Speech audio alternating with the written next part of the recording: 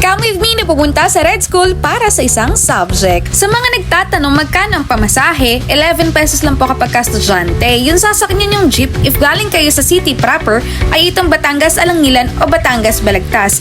And then sabihin nyo lang na sa BSU Alangilan kayo bababa. After nyo makababa, you have a choice na maglakad or sumakay ng tricycle. If tricycle, 8 pesos per head, if 4 packs. Dahil sobrang banas talaga ng panahon, ay ako'y nag-tricycle na. Then nagulat ako. Yung pinagbilan ko ng Lightpad 2 years ago, kung naalala nyo pa, mayroon na silang physical store near BSU. Like literal katapat lang ng gate 1. Kaya napagdesisyonan ko na bumili na ako ng bagong calculator bukod kasi sa kailangan ko na ng bagong calcu na allowed sa boards. Grabe ga, patatlo ko na po itong calculator. Sana hindi na po ito maban. So ayun na nga, na-realize ko kasi na mas mura dito sa kanilang physical store kaysa sa online.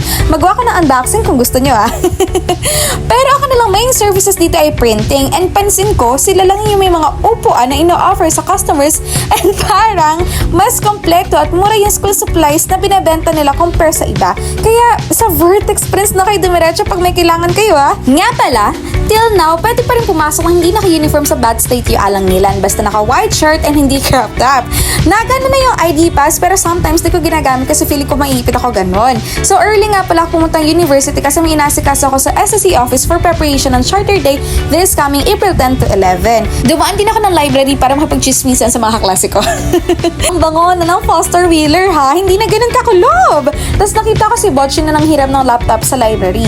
And kailangan nyo nga palang ilog ang inyong SR code for your attendance. And umattend ako na isang subject na sinasabi ko, which is yung water purification. 2 to 4 p.m. nga pala yung klase namin dito sa hydraulics lab. Katatapos nga lang pala ng midterms namin kaya nag-discuss na ng last topic for this semester. Mabilis lang natapos yung klase kaya nagmerienda na muna ako rito sa aming university canteen. Ang bongga ng university canteen namin, mayroon ng cafe dito. Hindi lahat ng kwento sabay-sabay ang takbo. May nauuna, may nahuhuli at minsan ikaw yung nahuhuli. Pero alam mo, basta sumusubo ka kahit pagod, kahit paulit-ulit, hindi ka kailanman behind. Ang mahalaga, andyan ka pa, umaaten, kumakapit, gumigising kahit ang hirap, you're showing up. At minsan, yun na yung panalo. So kung feeling mo naiiwan ka, hindi. Baka lang iba lang talaga yung ruta mo, yung ruta natin. Pero pareho pa rin ang destinasyon. Kaya huwag mong ikumpara, huwag mong maliitin yung progress mo. Kasi kwento mo to at may patutunguhan ka. Yun lang, thank you!